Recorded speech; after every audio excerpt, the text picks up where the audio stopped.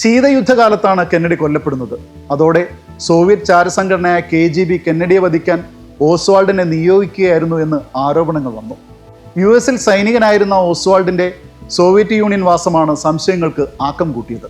എന്നാൽ പോലീസ് അതെല്ലാം നിഷേധിച്ചു. ഓസ്വാൾഡ് കമ്മ്യൂണിസ്റ്റ് അനുഭാവി മാത്രമാണ്.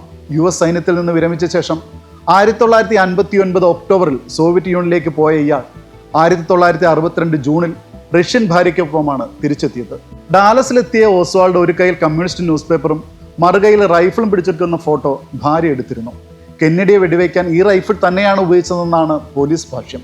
അതേസമയം എന്തിനാണ് ഓസ്വാൾഡ് കെന്നഡിയെ കൊന്നതെന്ന ചോദ്യത്തിന് ഉത്തരം നൽകാൻ അന്വേഷണ സംഘത്തിന് കഴിഞ്ഞില്ല.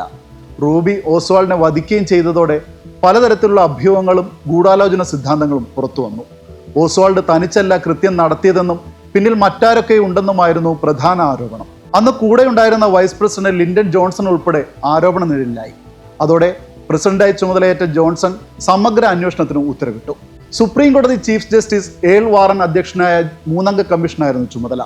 10 മാസത്തെ തെളിവെടുപ്പിന് ശേഷം വാറൻ കമ്മീഷൻ 888 പേജുള്ള റിപ്പോർട്ട് സമർപ്പിച്ചു. പോലീസ് ഭാഷ്യത്തെ ശരിവെക്കുന്നതായിരുന്നു റിപ്പോർട്ട്. ഓസ്വാൾഡ് തനിച്ചാണ് കെന്നഡിയെ വധിച്ചത്. അതിൽ മറ്റാർക്കും പങ്കില്ല. ഗൂഢാലോചന നടന്നതെന്നതിന് തെളിവില്ലെന്നും കമ്മീഷൻ റിപ്പോർട്ടിൽ പറഞ്ഞു.